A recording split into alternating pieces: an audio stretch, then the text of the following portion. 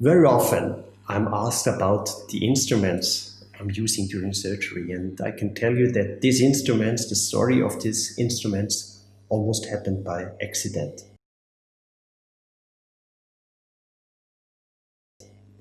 So we got a contact from a friend to specialists in ergonomics, and to make a long story short, we met each other, and of course we had same interests. We are also very much interested in ergonomics, and they decided to come over, watch us a full day doing surgery. And after this day, we've been sitting together in the back office, and I can just tell you a few things that they told us about the instruments they've seen, the instruments that we've been using this day. So one thing they told us was, for instance, that they said, we realized that we had a one set of instruments that we were using for specific situations, bigger instruments, of course. These were our microsurgical instruments that you might use if you surgically remove a wisdom tooth, for instance.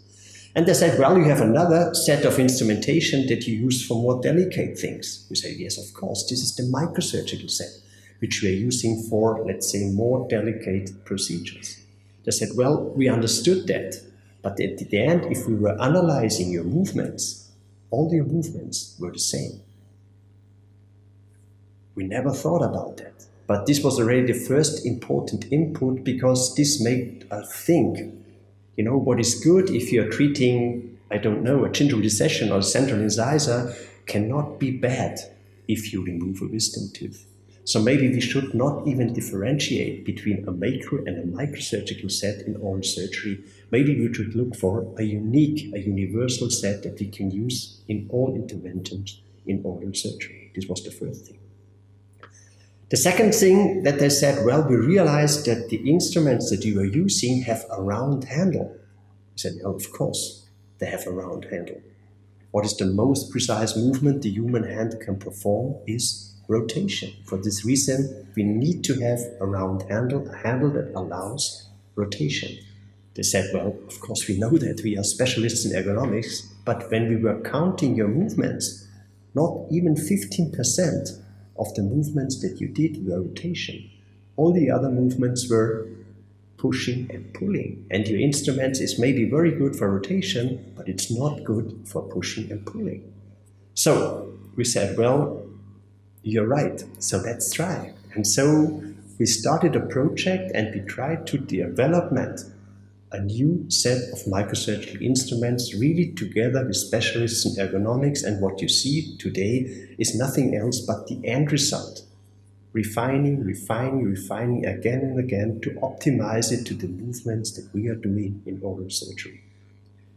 If you take them in your hands for the first time, you might realize they are quite heavy, maybe more heavy than you are used to. They might be even a little bit bigger than you are used to. But on the other hand, this more or less reflects a tendency in oral surgery away from microsurgery.